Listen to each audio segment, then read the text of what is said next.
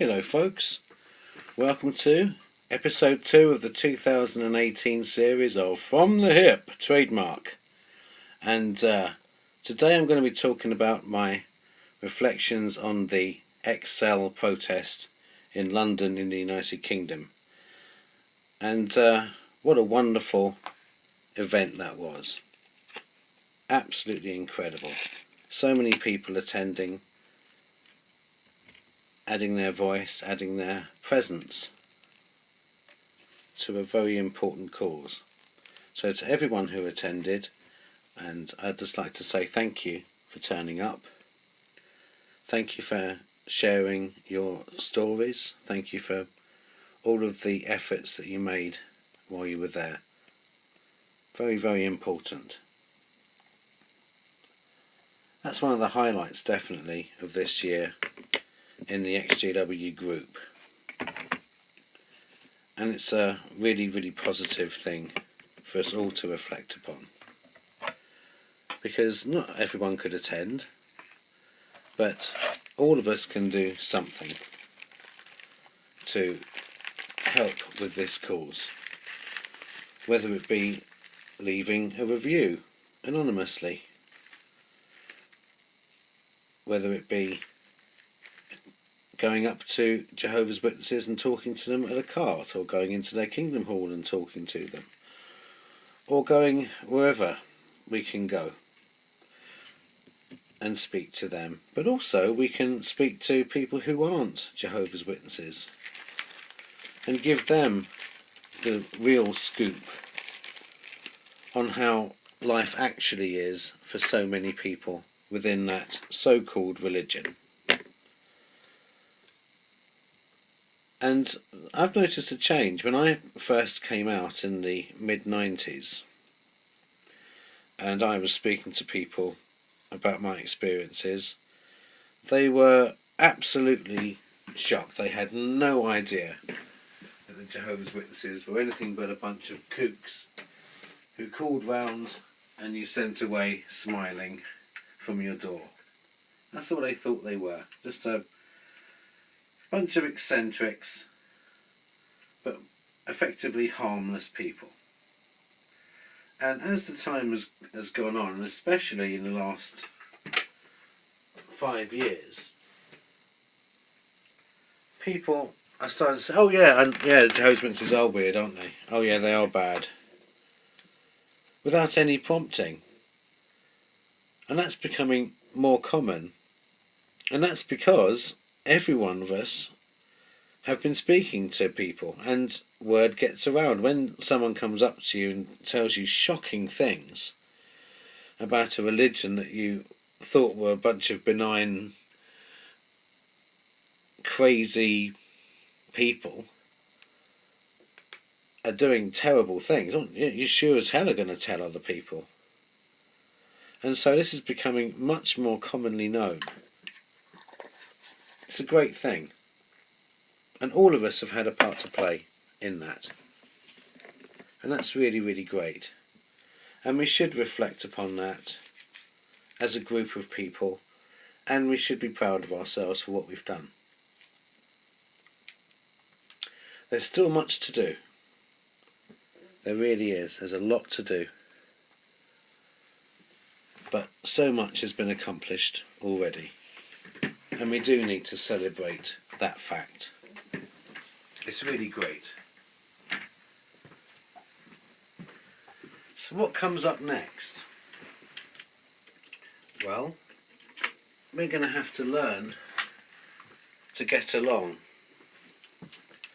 And that sounds easy, doesn't it? But it's actually a very difficult thing to do, ethically. It's easy to get along if everyone is intimidated into agreeing with you, by whatever means. It's easy to get along then, because everyone's just going to say exactly what they need to say, and there won't be any opportunity for people to get upset. So that would be a solution, wouldn't it? We all strictly adhere to some kind of agreed text. But then that starts sounding like the Watchtower, doesn't it? And sounding very unpleasant. So that's not going to work, because we're all different people. So how do we make this work? How do we all draw together and achieve things like the Excel protest? Surely it's by recognising that we're all human beings, and by seeking to be polite, seeking to find common ground. That's how I think we can achieve that. And that is a very different picture to one where a certain number of people are popular, are well known, and suddenly they're calling the shots. And as we start getting back to a proto-Watchtower organisation, don't we, where a charismatic few sway the many. I don't think we're quite at that point yet. But without caution, we all could. We could all be back into a proto-Watchtower organisation where suddenly we're not allowed to have different points of view because there's a bigger cause, and we're in a situation where the ends are justifying the means, exactly as in the Watchtower Society. That is their philosophy. The ends justify the means. We want to continue to add to our property portfolio. We want to keep our power and our strength. Therefore, we need to shut up these abuse victims, shut them down. The ends justifying the means. We're God's only organisation on earth. We can't have our reputation tarnished, but we're just going to have to keep these people quiet. The ends justifying the means. It's littered throughout history. This error that people think that the ends justify the means. They never, ever do. And so how do we avoid walking into another proto-Watchtower organisation? Well, I raised the points earlier. Recognising the individuality of people, their humanity, the fact that many of us are very damaged people, and all of us carry some scars and problems from this experience we all share. And so we do need to show compassion, we do need to show pity to people. But how far does that need to go? How far do we make allowance for people being damaged, for people being mentally and emotionally unwell? Where does that line come down? Where the behaviour becomes so bad, so malign, so damaging that something has to be done, something has to be said. Well, we all have to set that limit for ourselves. But an experience that I unfortunately have had over the last few months has taught me that we need to be very careful how we choose to associate with each other in this XJW group. Because live streams are great, because they give you a live chat option, which is fantastic. You can meet up with your friends and talk about what's going on in your lives and share stories. It's a wonderful, wonderful thing to have. But it's attached to a live stream that has an agenda, whatever that may be. People don't make videos for no reason. They have an agenda for why they're doing whatever they're doing. And you may be wanting to be on there talking about your puppy and your cake you just baked and all these other lovely things that we can talk about, which is great. But what's the agenda of the live stream you're on?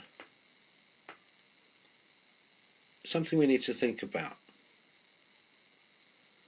If people think that the way to improve this XJW group is to attack and malign individual people way beyond any semblance of reason, then they're wrong. There's no good that's coming from that. no one is going to benefit from that. There are many issues in this group that we need to think about and care about. And there are ways of talking about that don't cause offence, that don't cause rifts where there need not be a rift. So I would urge all of us to remember that everyone that we interact with in this group is a human being first and foremost, and secondly, a human being that has been harmed by a very destructive cult, and to show a bit of compassion and care, and to think about how difficult that is, but also to think, where do we draw the line on behaviour? Where does my involvement begin and end with this behaviour? I'd like us all to think about that, because it isn't easy coming out of the Watchtower Bible and Tract Society. It really isn't. And we've got to be careful and think about how we're going to get out. One of the great things about the XJW group is that we do have people we can talk to who can relate, who can understand what we've been through. And it's such a wonderful gift. It's absolutely wonderful. But do we need it forever?